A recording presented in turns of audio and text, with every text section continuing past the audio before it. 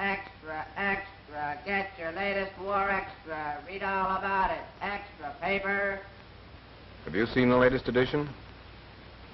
I suppose you have. I suppose you feel pretty much as I do about it. Awful, isn't it? The headlines, I mean. Death, destruction, upheaval, unrest. It makes you wonder what the world's coming to. Yes, sir. What's the world coming to? Men's souls wrestle with the thought of tomorrow. And today is the eve of tomorrow. Can I face it with confidence? I suppose you've asked yourselves that question too. Can I face tomorrow with confidence? No man can tell what tomorrow may bring. But I'm not worrying. You know why?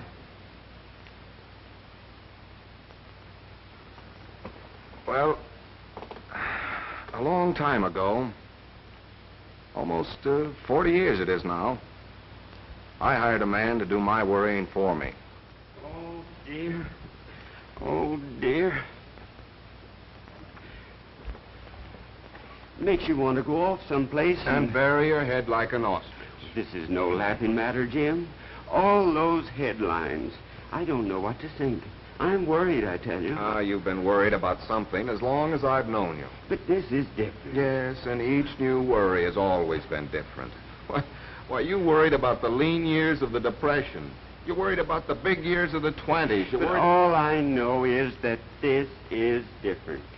Jim, we'll never survive this war. That's what you said back in 1917. But we did survive, didn't we, Ellie? But I'm talking about now. Now, all I can see is chaos and confusion and panic. Oh, that's a good old word. There was a panic. Oh, years and years ago. That's before you came with us, Ellie. That was before you could afford a secretary. You know, Larry here was all against my hiring you. I've suspected as much these 30 years. Yeah, he didn't think you'd stay 3 months. He didn't think you'd be in business 3 months. This is no time to go digging around in the past for laughs. I'm not digging around for laughs, Larry. I'm digging for confidence to face the future. Future.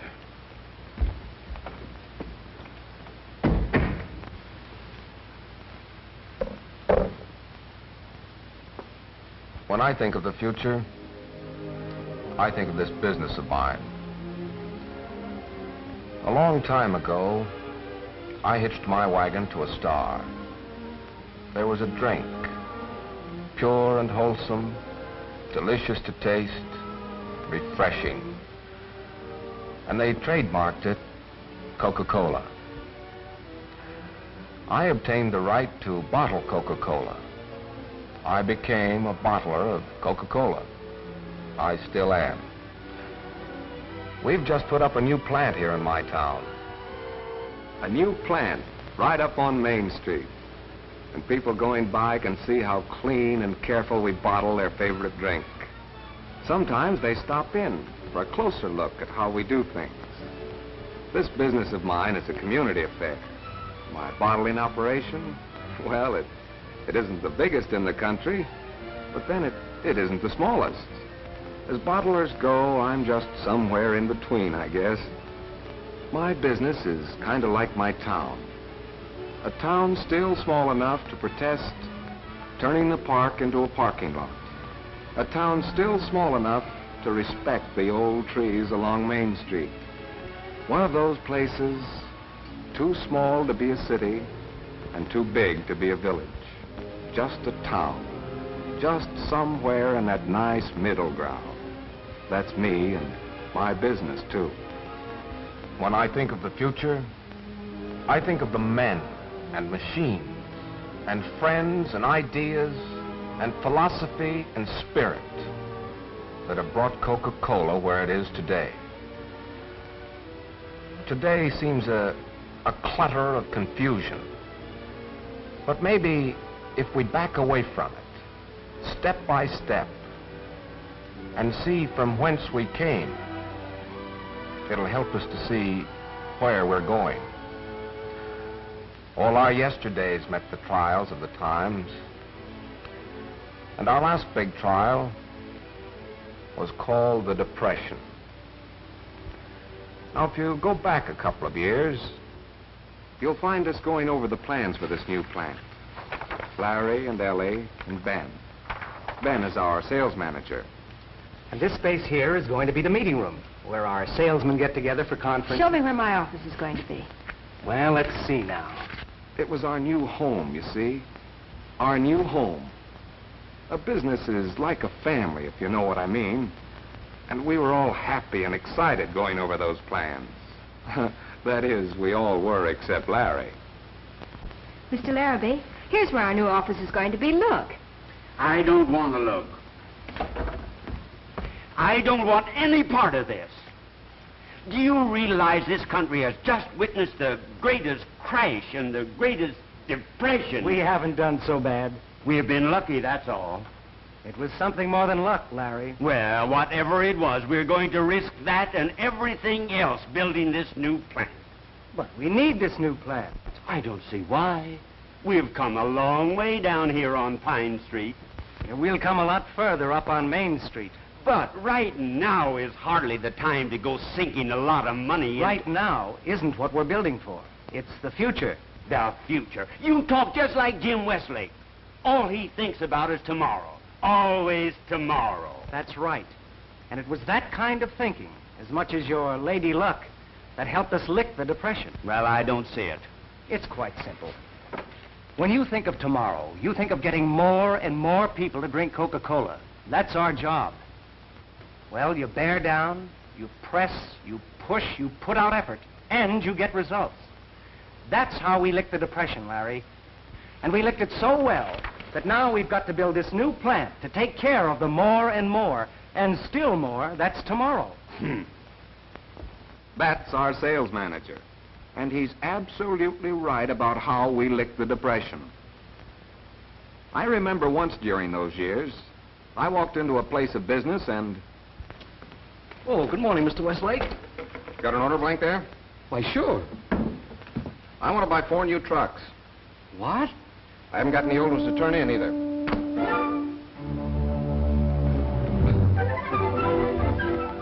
Now, the reason I went out and bought those 4 trucks was...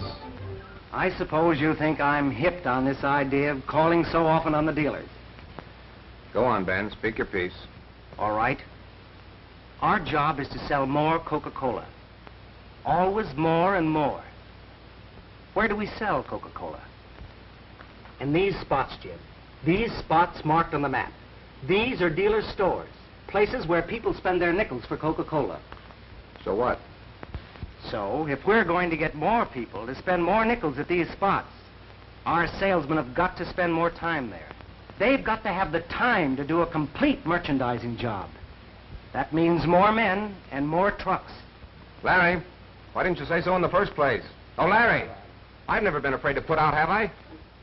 Did you call me, Jim? Get ready to put some more men on the payroll.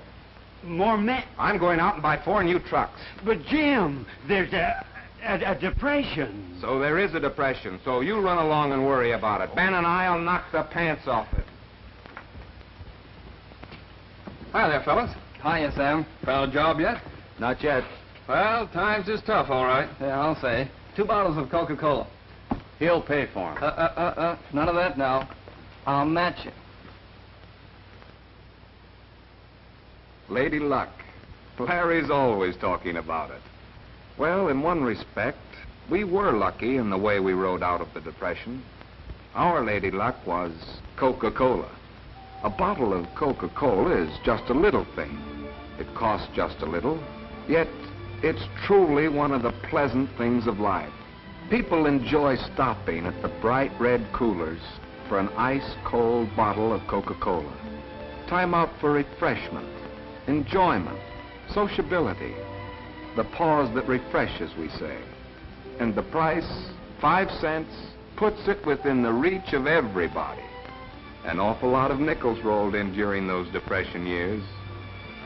Maybe it's because people had more nickels to spend those years than anything else.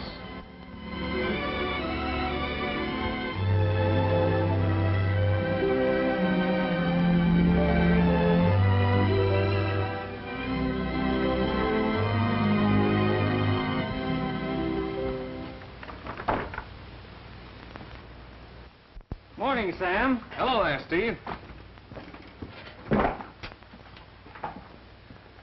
Well, how's the new cooler working out? Oh, fine, fine. Things a regular ad sitting out there. I'll say it is. You're going to need an extra case. Well, I don't know, Steve. Well, of course, I'll be back on Thursday, but we'd better play it safe. Okay, Steve. You're the doctor. Okay. So long, Sam. So long. Come back soon. You bet. Hey, how's your dad these days? Oh, all right, I guess. Only trouble is he won't stay retired.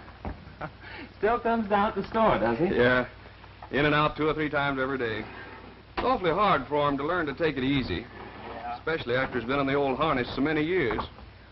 The future of Coca-Cola, the getting of more and more people to drink Coca-Cola, is in the dealer's hands.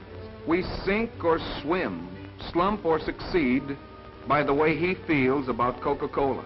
Because he holds forth free spokesman at the places where people spend their nickels. We must thank our dealers, folks like Sam, for helping us through the Depression. And we must thank our salesmen, boys like Steve, who did a merchandising job out on the routes. Merchandising. That's a pretty highfalutin word. But in plain, everyday English, it means helping the dealers sell what you sell them. Helping the dealers. That's what Ben wanted to give the boys on the routes more time to do. It was giving the boys time to put out effort at the places where effort counts most that helped us lick the Depression.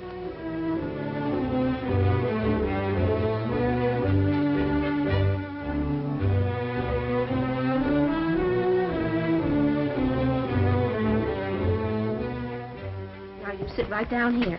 And don't you touch anything. All right, Mama.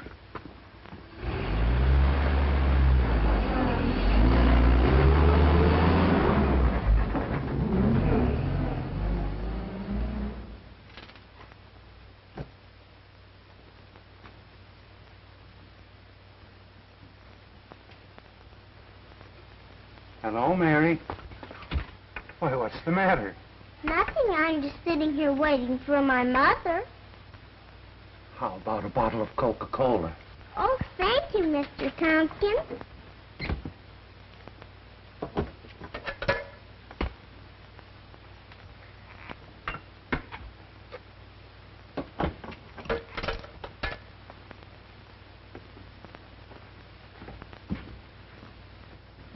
Hello, Dad. Well, I thought you'd retired, Mr. Tompkins. I'm trying to. It's pretty hard, you know. I've spent most of the years of my life in this store here. The real reason you can't retire is you don't think I can run the business. Of course I think you can run it. Why shouldn't I? Didn't I train you? Didn't I train you?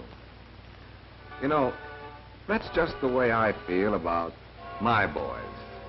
I feel if they can go out on the routes and do a good job, well, it's because I showed them the ropes. Of course, I know this isn't true. Not literally. Ben Hawley is the sales side of my business. He handles the training. But I trained Ben.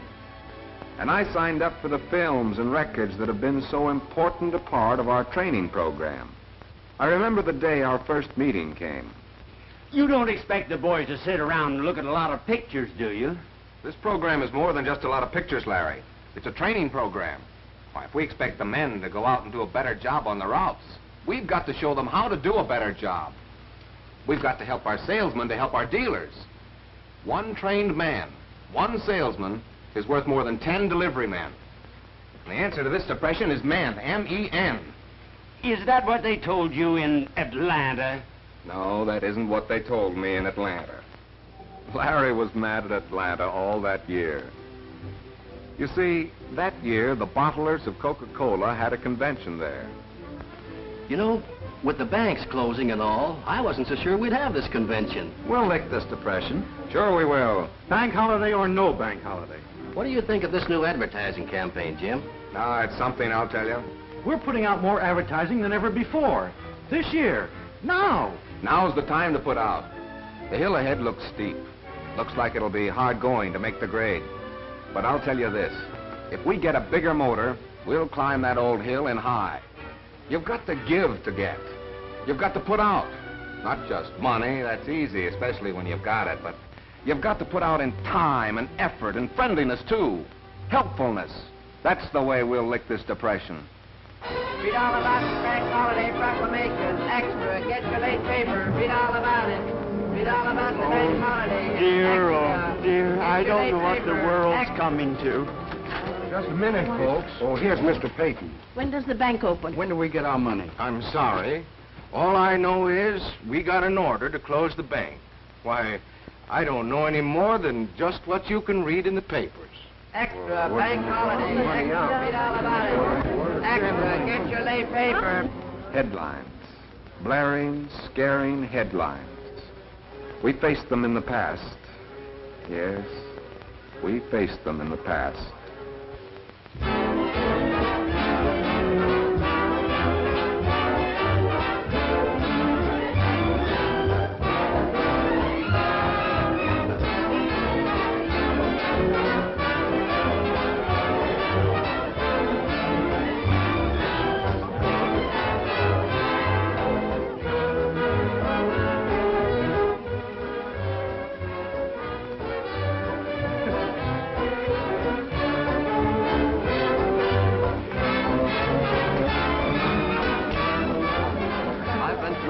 Big deals in my time, but this is the biggest I've ever run into. Hurry up, honey, we'll be late for the dance.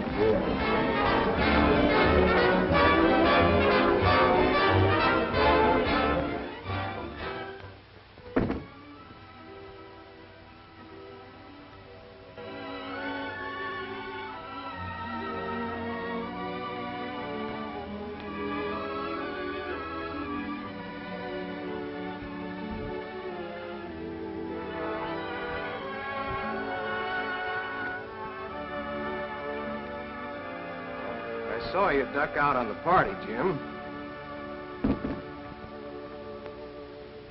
I just came up here to listen to our radio program.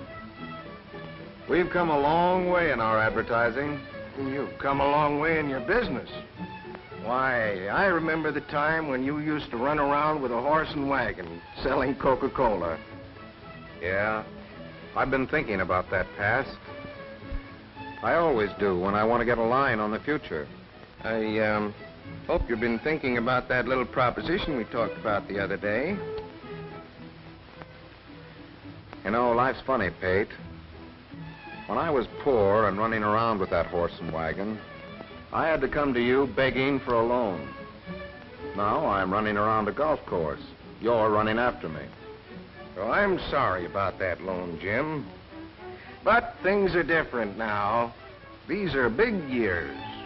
You ought to spread out, put some money in some other things.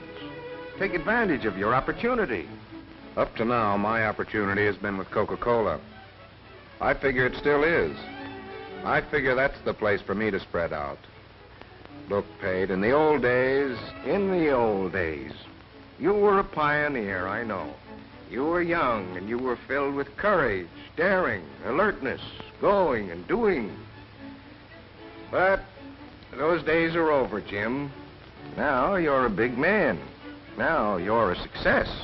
Now I should grow old with prominence and prosperity? No, Jim. Now lethargy should set in? Now the beam should broaden? Now barnacles accumulate? No, Jim, no. That's just what I figure. Why, every man is a pioneer in his youth. It's natural. Well, I want to be one in my middle age. I want to be one until they carry me off someplace and plant sod on top of me. Why does everybody think that pioneering is the monopoly of youth and yesterday? Why, I'm 10 times the pioneer I was 20 years ago. I'm 10 times the man. My business has grown, and I've grown with it. And I want to keep on growing. These are big years, Pate. But I hope they're not too big for me.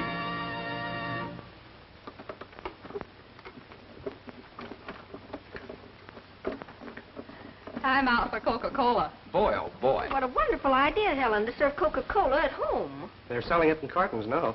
Cartons? Yes, 6 bottles in a little pasteboard container. We buy 2 or 3 of them every week. Business was good in the 20s. More and more people came to enjoy the pause that refreshes. Business was good, and we aimed to keep it good.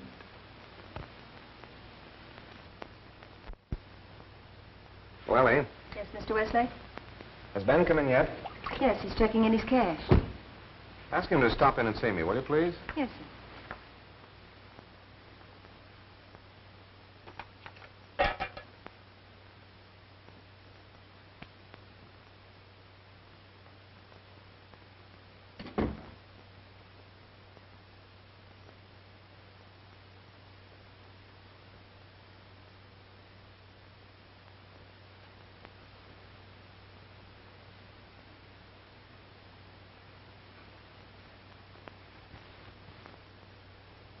You wanted to see me? Come in, come in. Sit down, Ben. How long have you been working for me? Oh, almost 7 years. You like your job? Yes, sir. That's too bad. You're through with that job, Ben. You're through driving a truck. You're fired. But just a minute, Here's Mr. the daily Westlake. sales report. Don't give it to me. Don't get... Well, Jim, the daily sales report. Give it to our new sales manager. New sales manager? Mm-hmm. What are you talking about? Ben's through driving a truck. From now on, he's going to head up the sales side of this business. Well, what are you going to do, Jim? Retire? Oh, no, Larry. It's just that I've been leaning pretty heavily towards production these past few years. Now I've got a man to supplement me on sales. But if Ben isn't going to be driving the truck anymore, we'll have to... Hire a new man to take his place. But that means extra salary. Don't you worry about the extra salary. I'll take care of that in extra sales. Oh, dear. I can see right now you're going to be worse than Jim Westlake. He means you're going to be better than Jim Westlake. Thank you, Jim. But I'll have to go a long way to do that. Go on now, beat it.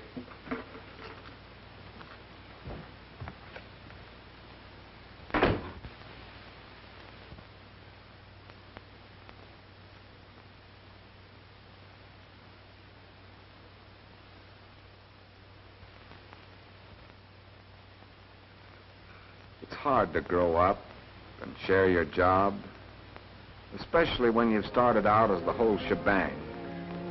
It's hard to realize there aren't arms and legs enough on one man to manage a continued growth.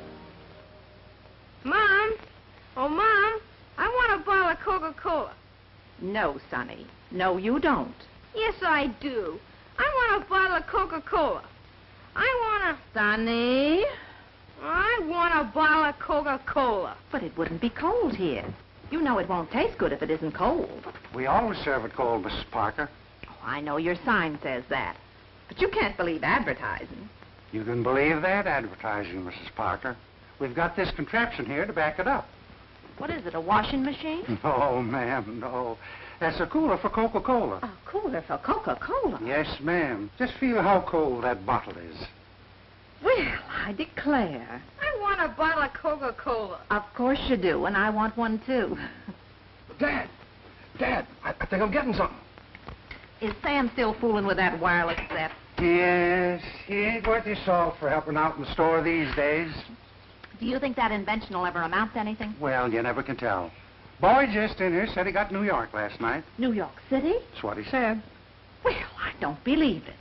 Why, you can hardly hear New York City on the telephone. Hello, Mr. Tompkins. Hello, boys.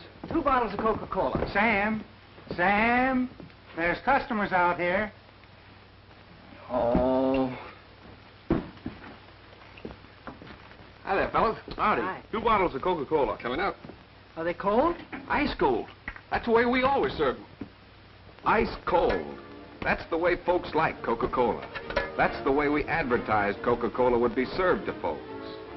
Our advertising made customers for Coca-Cola a promise, and the cooler made sure we kept that promise. The cooler was the answer to an obligation to the people who spend their nickels for Coca-Cola. Those were big years.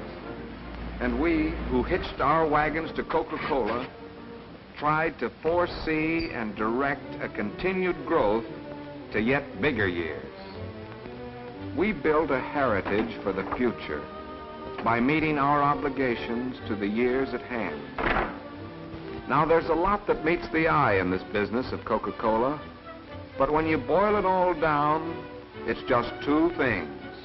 One, getting a good product. Two, getting people to drink that product. One has to do with production, the other with merchandising. In those years, the bottlers of Coca-Cola were hipped on production. Well, if you ever get out to my part of the country, I want you to stop in and see a real plant. Why, I've got the neatest operation. Yeah, we know, Plant inspector said so. Well, I know how you feel. I'm mighty proud of my new layout. Everything's just about perfect. Gas pressure, syrup throw. How about your new soaker? Fine, fine. Why, those bottles come out shining. Just like everything else around the place. All this talk about plants and equipment was really talk about standards. In those years, the bottlers of Coca-Cola did some headwork on bottling standards. And some other men of Coca-Cola did some headwork on manufacturing standards. In those years, each one of our manufacturing plants established a modernly equipped laboratory. Graduate food chemists were employed to analyze each ingredient that goes into the making of Coca-Cola. Each ingredient. And each finished batch of syrup had to measure up to certain set standards before it was shipped to any bottler of Coca-Cola. Bottling standards, manufacturing standards. Don't they all add up as answers to obligations? Obligations to the people who spend their nickels for Coca-Cola? Of course they do. In our advertising, we promised a drink that was healthful, palatable, and uniform. And inside our plants and laboratories, we did the kind of work that backed up that promise. Those were the big years. And with them, we grew big. But we realized that bigness is also a responsibility. We realized that bigness is only justified by better performance. It's just head work and horse sense that tells you to meet your obligations to the years at hand. Meet your obligations. Keep your promises.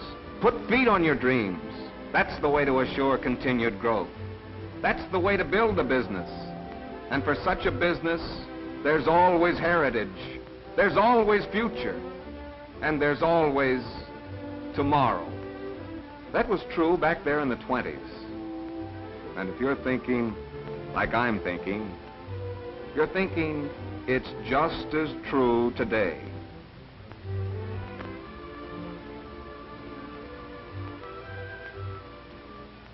Today? Oh, yes, I'd almost forgotten about those headlines. Extra, extra, worry all about it. I'd almost forgotten those big years known as the 20s didn't start out so big. Those 20s started out with the Depression, too. Only we didn't call it a depression in those years. Things just aren't normal now. But we'll get back all right. We'll get back to normalcy. Say, aren't you Jed Hawley's boy? That's right. I'm Ben Hawley. Well, you look mighty down in the mouth. What's wrong? When you see an ex-soldier sitting on a park bench, what's usually wrong? No job? No job. Well, buck up. You'll find something. Keep smiling. Just keep smiling. Yeah, keep smiling. I know. It was right after the war, remember? Right after the war. The boys came back from somewhere in France, and I remember the parade in our town, the Victory Parade. The plant was on Juniper Street then, and... Come on, Bill, unless you can see it better from in here. You can see Come on, better Ellie, watch from the parade. here. Come on, Larry, it's a parade. Oh, they're coming down Juniper. Come on. Yeah, here they come. Come on, Larry. Oh, down.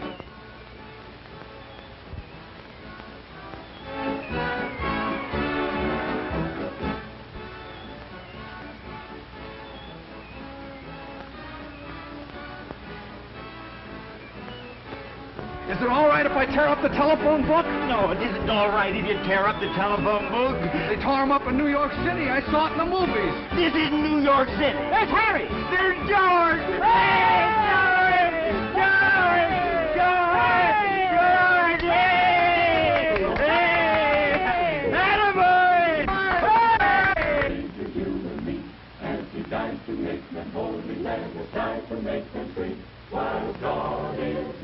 Stop it! Stop it! Stop it! The boys didn't all come back. Some of the boys were still somewhere in France. Ellie's young man was with them in that somewhere. Ellie's young man was an honor roll name on the wall in our plant.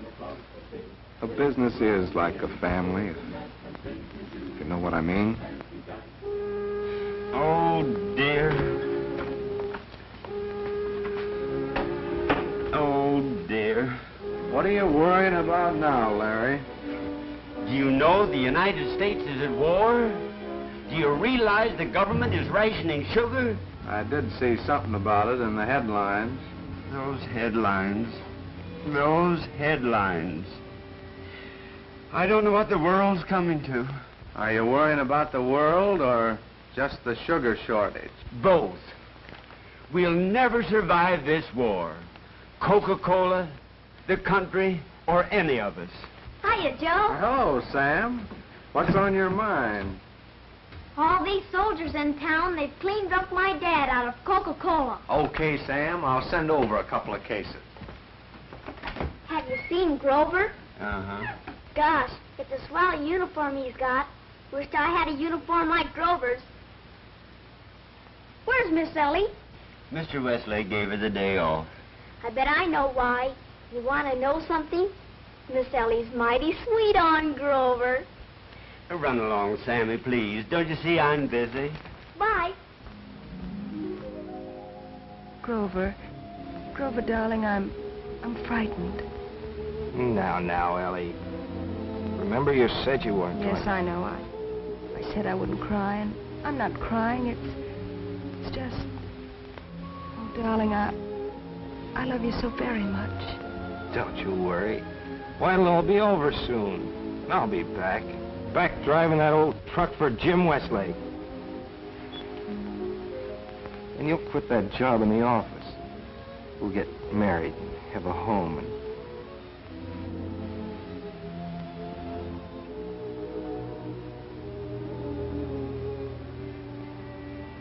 The long trail that leads back through the years isn't always a comfortable journey. Those war years were dark years. But we had faith, faith in the future, faith that we would come through, faith that if this country didn't remain a country, didn't survive, then no country on earth would survive. Faith. No battle is won without it. 2 bottles of Coca-Cola. Yeah? Make sure it's Coca-Cola. All them bottles look pretty much alike. Not now, they don't. Is that Coca-Cola? Yes, sir. And that's the brand new bottle for Coca-Cola. The hobble skirt bottle. They patterned it after the hobble skirt Betty wears. The hobble skirt bottle. Pretty nifty, huh? I'll take the hobble skirt. I'll take Betty. Thank you, boys.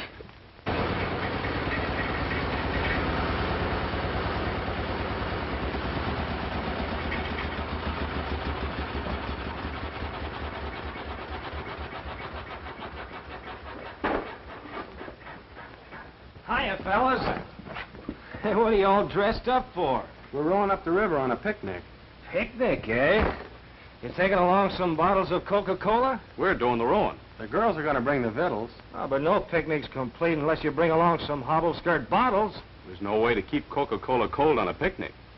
Easiest thing in the world. You're rowing a boat, huh?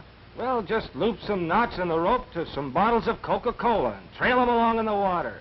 That'll keep them cold. We'll talk it over with the girls. Hiya, Mr. Tompkins. Dame, How much Coca-Cola are you bringing in here? 24 bottles. 24 bottles? Why, you need 'em, Mr. Tompkins. Well, you've only got 4 or 5 left. Grover, do you know what date this is? Yes, sir.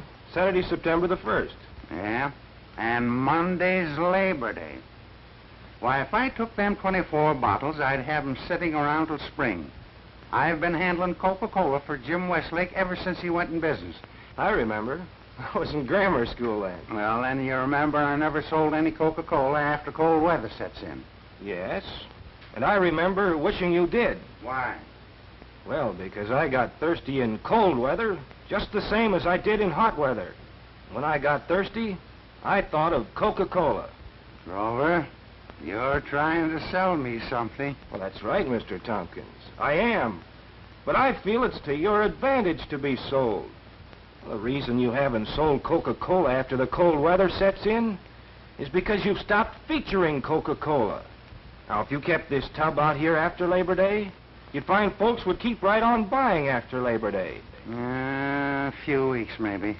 All winter long. Now, listen, Grover. Listen to reason. I can't keep that tub out here all winter. Where to put my stove? Well, you can move the tub over a little. And when these birds come in and sit around the stove, well, they can just reach right over and have themselves a bottle of Coca-Cola. You know, folks can get mighty thirsty just sitting around a fire. If you've got something that answers that thirst, well, that means more money in your cash drawer. Do you expect me to buy ice for this tub all winter? No, you can just chop some away from the front door. Okay. Okay, you're the doctor. But only till Thanksgiving.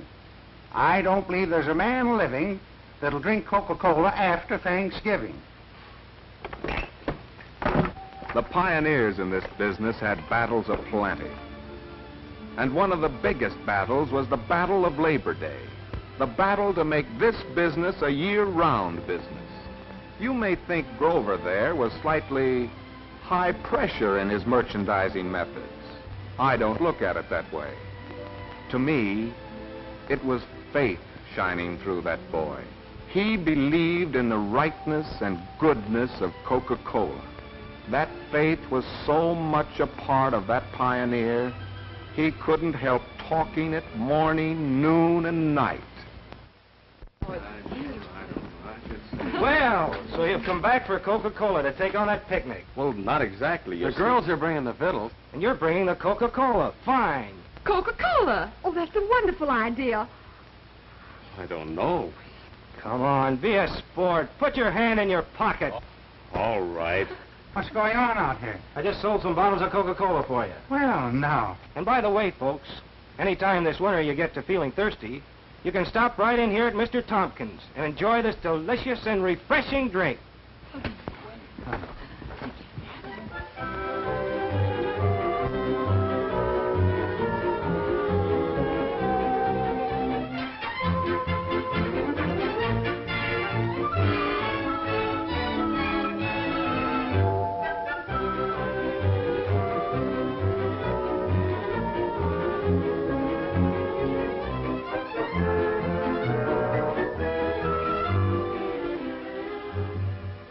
I'll never forget the day Grover came to work for me. It was the day I went out to buy that truck.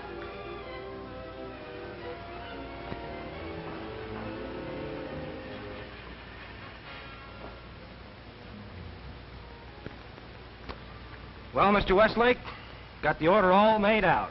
All you have to do is sign. You seem pretty sure that I'm going to buy this truck. That's right. What makes you so sure? Because you're a man who believes in the future, Mr. Westlake. Tomorrow, huh? Yes, sir.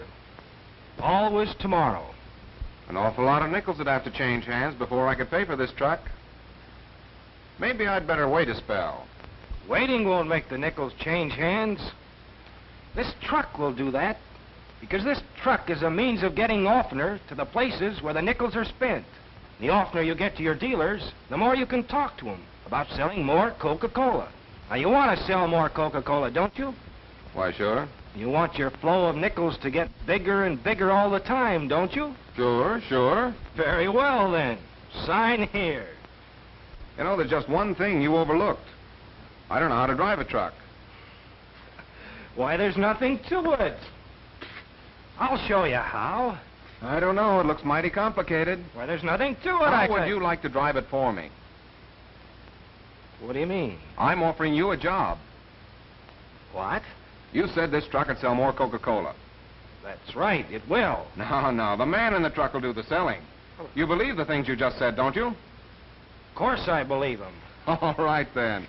You're hired.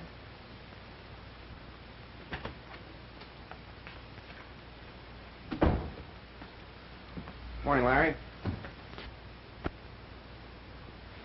What are you worrying about this morning? You know perfectly well what I'm worrying about. Bills. Why don't you pay them? Why don't I? You know just as well as I do that we haven't enough money to... All right. Just sort out those we can't pay, and after a while I'll get off some letters to them. Oh, why did we have to move up here on Juniper Street? Why did you have to invest in all that machinery? How long do you expect to stay in business if you don't meet your obligations? Well, not very long. That's why I bought that new machinery. Talk sense, Jim. Please talk sense. All right. I moved up here on Juniper Street. I bought that new machinery because if I want to stay in business, I've got to meet my obligations to the people who spend their nickels for Coca-Cola. I've got to see to it that Coca-Cola is bottled according to fixed standards. Hey, boss, there's someone out here asking for you. Another bill collector. No, this here's a lady. Well, that must be Miss Smith, Joe. Show her in, will you? All right. Who's Miss Smith? My new secretary. Your new... Jim Westlake, have you gone out of your... But, Larry, all bottlers have secretaries now. When I was in the convention in Atlanta, we... Atlanta. So, that's where you got your idea.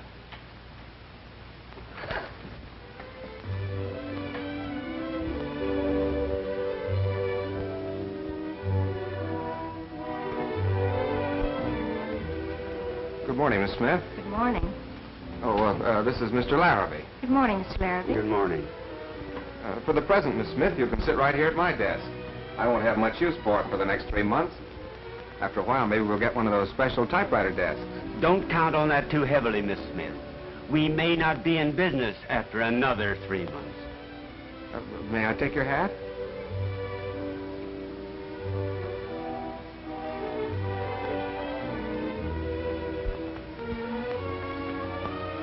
You won't have to worry about anything around here, Miss Smith.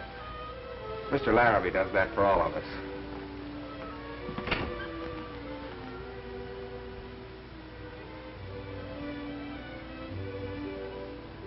I think I'm going to like this job.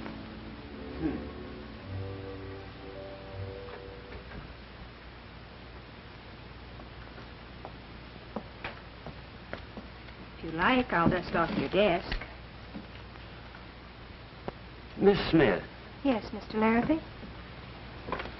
I may as well tell you right off. I do not approve of women working in an office. But why, Mr. Larrabee? I think a woman's place is in the home, and I'm thankful you won't be with us very long. You mean you don't think Mr. Westlake will be in business? I mean, I'm perfectly aware of why young women take jobs in offices. Why is it? It's the modern method of getting a man. Well, what makes you think I'll, get a man, as you call it? Because you're so pretty. Say, did you hear the story about the panic? Which one? The one about why is a panic like a picnic? Heck, yes. They told that one back in 1893. This panic of 1907 isn't going to be any picnic. Don't you think maybe folks have always said that? When times weren't normal, when things were kind of depressed? Maybe so, maybe so. It seems to me that if we bear down, press, push, put out effort, we can lick any trial that comes along. Say, what do you think of this new advertising campaign? Oh, it's something, I'll tell you. Especially these oilcloth signs. Put out enough of them, and we'll ride out of this panic all right. Why, we'll be putting on extra wagons. Putting on extra men. Hiring private secretaries. Yesterdays. Cheerful, glorious yesterdays. It was something more than luck that brought us up through the years, though Lady Luck had a lot to do with it. The goodness and rightness of Coca-Cola was there from the start. It was truly delicious and refreshing. People from all walks of life, on any old street, whoever they were, whatever they did, wherever they might be, people liked Coca-Cola. It's the single thing I know of that people can taste again and again, and more, and never grow tired of. Coca-Cola is a repeater, so much a repeater that when the trademark was questioned, the Supreme Court of the United States upheld Coca-Cola as a single thing from a single source and well known to the community. We were lucky, but if luck hitched our wagons to this star, faith kept them hitched. I was just coming in to see you. I hope you've been thinking about that little proposition we talked about the other day. You mean the loan? Yes, did you fix it up for me all right? Well, you see, Jim, this country is going through a kind of a panic now. I'll be good for it. I've got my business and... It's a one-horse business. It won't always be one horse, Mr. Peyton. Someday it'll be right up here on Main Street. Well, I hope you're right. But I'm afraid I can't risk the bank's money on dreams. Dreams? Yes. You're a dreamer, Jim. You're always thinking about tomorrow. Always tomorrow. And, well, you come back on some future tomorrow, and then maybe... On some future tomorrow, you'll be coming to me, Mr. Peyton. You'll come to me asking for something or other. In that case, I'll apologize to you, Jim. I'll say, I'm sorry I didn't give you this loan. Good luck, Jim.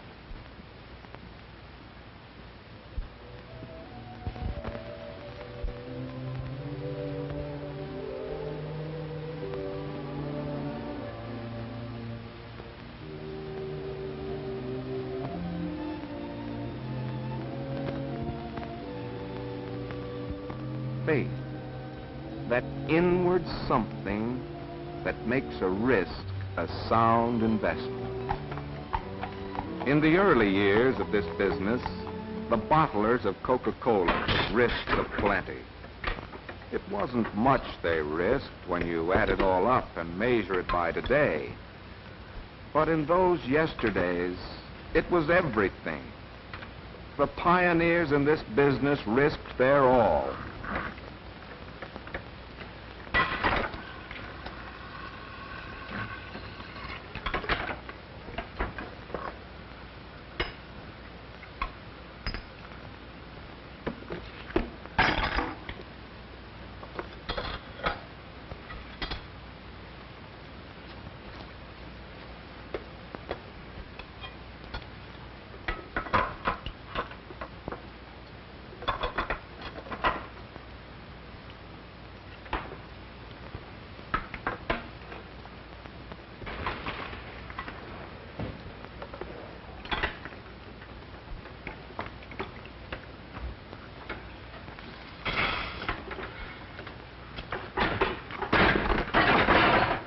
Oh, dear, oh, dear.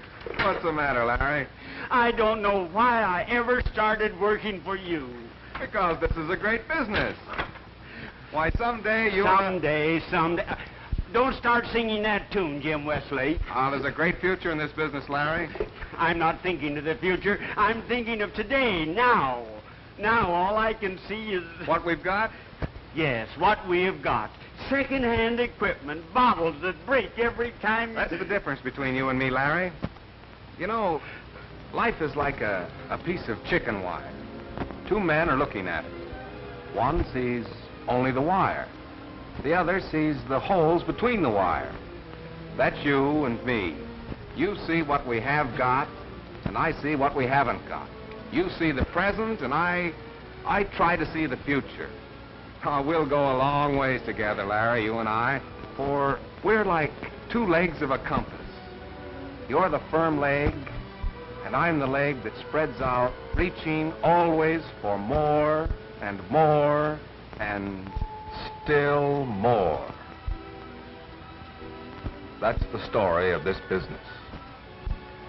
And I hope that the more and more and more that was yesterday will help us to see the more and more and still more that is tomorrow. Always tomorrow.